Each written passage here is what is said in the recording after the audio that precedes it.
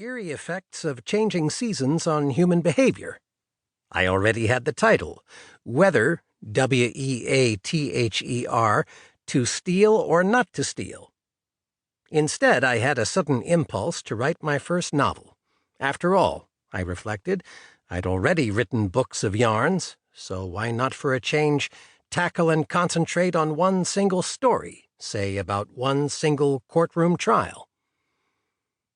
Since I now bore the scars of fighting on both sides of the courtroom barricades, I finally decided to write about a murder trial. The courtroom was one arena I knew something about, and by now I'd appeared on both sides in some pretty bang-up murder trials. About then, I recalled the farewell words of the teacher of the only creative writing course I'd ever taken. "Remember, kids," the man had said, "writing about people and places you know can help give your stuff the ring of authenticity." He paused and smiled. "And never forget that old saying, an ounce of authenticity is worth a pound of wind-gacity." Another reason I wanted to tackle a single courtroom trial was that I had a small axe of my own to grind. For a long time, I had seen too many movies and read too many books and plays about trials that were almost comically phony and overdone, mostly in their extravagant efforts to overdramatize an already inherently dramatic human situation. I longed to try my hand at telling about a criminal trial the way it really was, and after my years of immersion, I felt equally strongly that a great part of the tension and drama of any major felony trial lay in its very understatement, its pent and almost stifled quality, not in the usually portrayed shoutings and stompings and assorted finger-waggings that almost inevitably accompanied the sudden appearance and subsequent grilling of that monotonously dependable last-minute witness.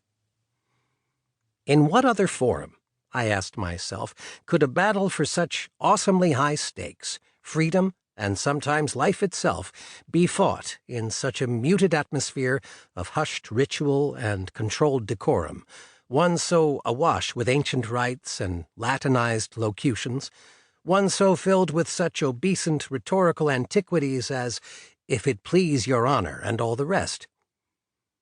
So I scribbled the winter away, doggedly expunging all aforesaids, finally putting down my pen and taking up my fly rod and bundling my story off to the New York publisher of my last book. Then I folded my arms and impatiently awaited his ecstatic response. One day it came, puzzlingly accompanied by my manuscript, of all things. By then I'd learned to label my rejections, and this one was of the variety I kept in a special file called "No, but with a Heavy Heart." Rallying, I tried another New York house, and once again waited for courtroom authenticity to prevail. Prevail it did not, but instead my manuscript, along with a terse, mimeographed rejection slip, almost beat me back from the post office, at least establishing a new speed record in my mounting collection of rejections. Then one evening, while I was out fishing, amidst the hum of insects and the swoop of nighthawks, I suddenly remembered an editor who'd worked on my last book and liked it. So the next morning, almost apologetically, I bailed the manuscript of Anatomy of a Murder off to Sherman Baker at the new New York house where he worked, and presto, both he and St. Martin's grabbed it, and doubtless saved me from a lifetime bondage to said aforesaids.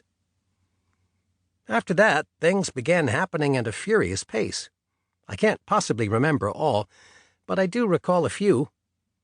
Thus, the very weekend Sherman Baker phoned the book's acceptance, Governor G. Menon Williams phoned his appointment of me to sit on the Michigan Supreme Court. Then the Book of the Month Club nodded and beamed as the book soared off and away and got itself glued to the bestseller lists.